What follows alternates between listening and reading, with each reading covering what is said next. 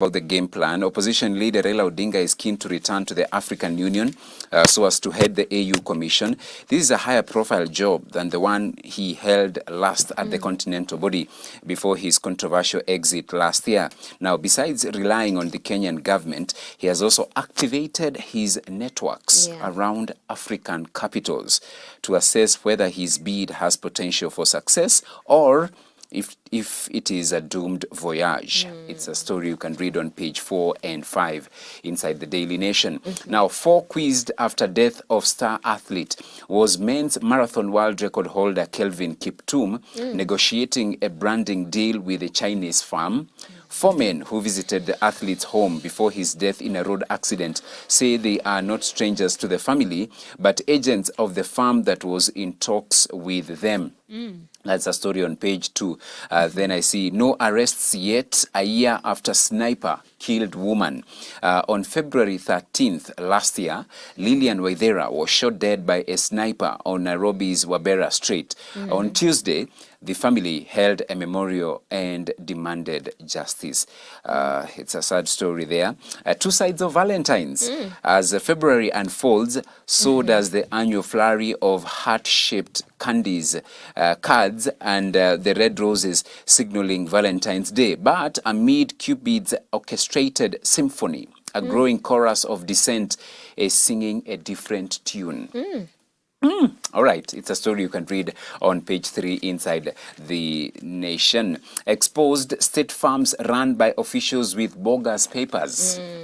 Ethics and Anti-Corruption Commission, Independent Electoral and Boundaries Commission, Geothermal Development Corporation, and Moi Teaching and Referral Hospital. They are key institutions employing some of the 2,000 public officials with fake papers. You know, the irony of this is that the body that is charged to fight corruption, they're actually victims. They have officials who have fake papers. Oh my. Yeah. Oh my. Oh my. Yeah. So read that story. It's the back page of the Nation. And so investigation begins as fake papers infest public service. Over 2,000 civil servants used fake academic papers and professional certificates to get jobs.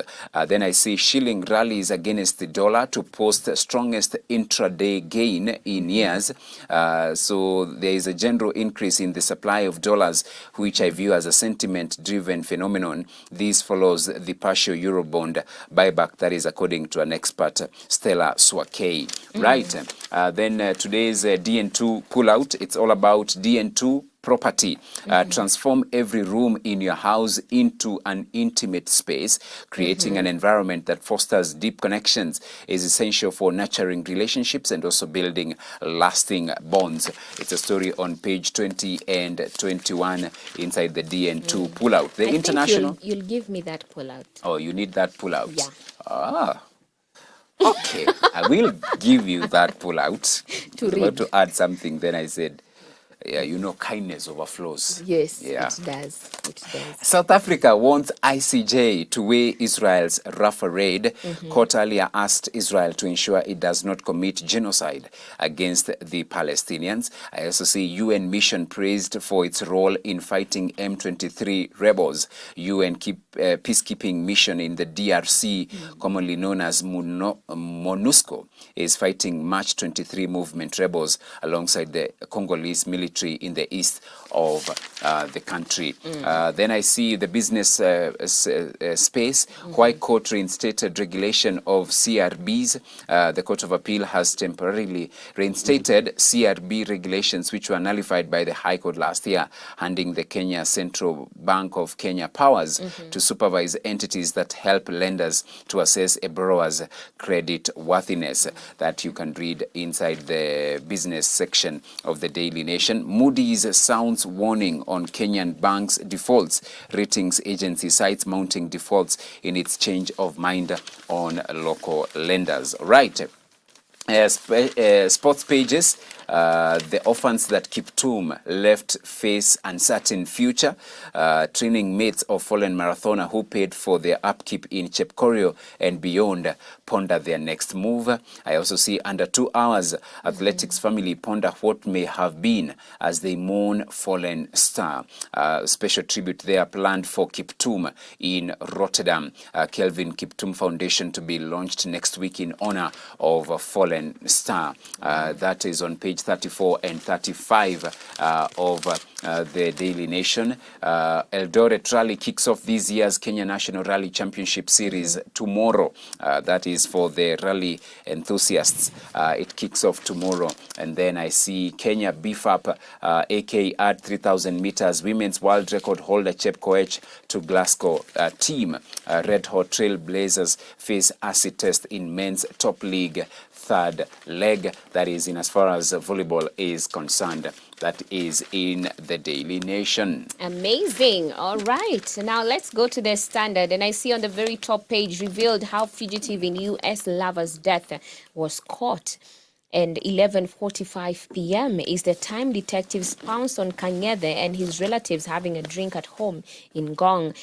Details gathered from Kevin Kanyede's relatives who were rounded up by police. Intelligence briefs and call data enabled detectives to narrow down the search area and seize the fugitive who is wanted in the U.S. for murder of his lover. And looking at the second page, I see here no punishment for civil servants with fake papers. At least 700 government workers are still in employment despite faking papers. Quite unfortunate. I think it's what you have also alluded to. And I see a few who are fingered resigned, but PSC says they should be charged. And that is on page 2. And page 3, of course, it's all about yesterday, Valentine's Day, read all the way as Valentine's Day marked. Kenyans cite harsh economic times as flower vendors double prices. Yellow flowers give the red roses competition in the city. Quite interesting. What is going on with the yellow flowers? It's no longer red roses. Hey! Things have changed. Vindu vi change. Or we have more cambas in the city. Mutinda. Anyway, yes, and I see here Kiptum manager pledges heroes send-off for runner. Marathoner's management assures family of support after his demise early this week. That's on page 4. And it's just what you have also touched on, that Mutis as DCI grill foreman who visited Marathoner's parents, and that is on page 4 as well. And I see here residents protest against banditry surge in Baringo. That is on page 5. Moving on, I see Intel briefs and to arrest murder suspect. That's the story that was actually the top story, and it is said that fugitive was arrested in a house in Olulua on Tuesday at 11:45 p.m. You can look at that and more on page 6 on the same. There is unwarranted fear of e-citizen platform is safe. Software developer James Ayugi assures that payment platform cannot be hacked.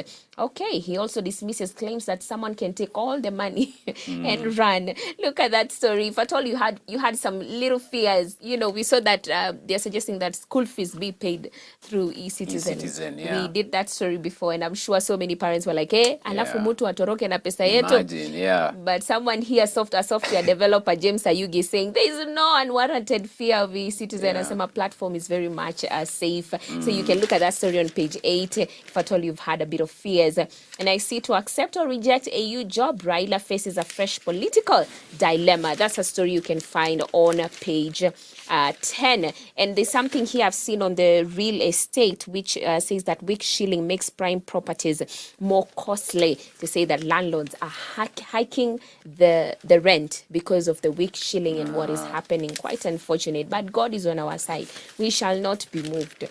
Moving on the back page, I see, behold, world's most expensive female player. Okay, Bay FC signs Zambian for world record fee from Madrid CFF, and Kunda Nanji scored 33 goals in 43 Liga F games for Madrid CFF. Wow, this is amazing. And I see here that 131.4 million shillings is Rachel Kundanaji's transfer fee.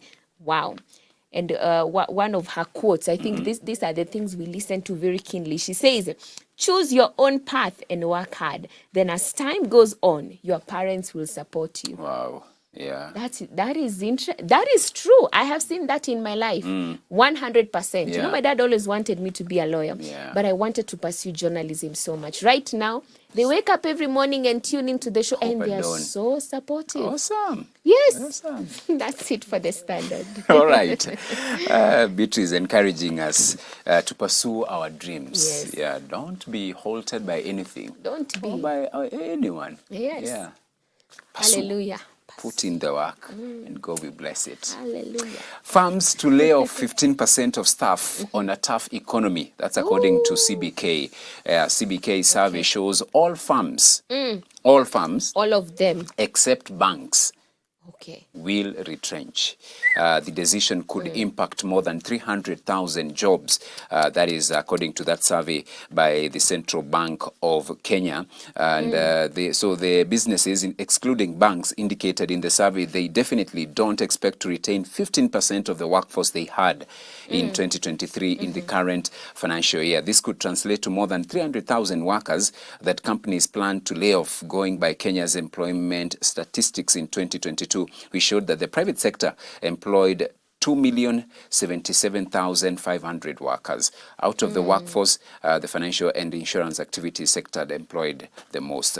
I also see Kenyan shilling posts strongest single-day gain in 12 years. That was yesterday. A state to drop minimum tea prices as stocks pile up. Bamburi, they will be saving 400 million shillings on power.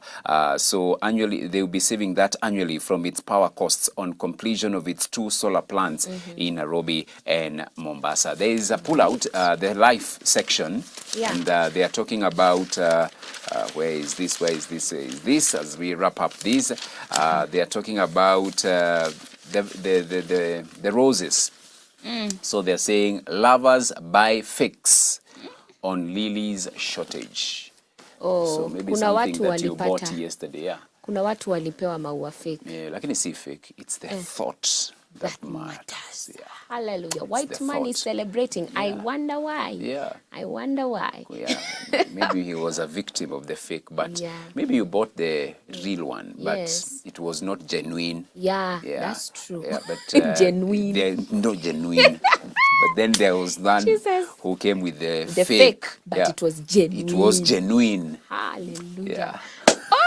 We have wrapped up the newspaper review segment. Quite today was really jolly. We rarely laugh a lot in the newspaper, but it is good that we have had a good laugh today. But anyway, right about now we are going to be looking at the video of the day. We get back, talk about it, and also usher in the conversation of the day today.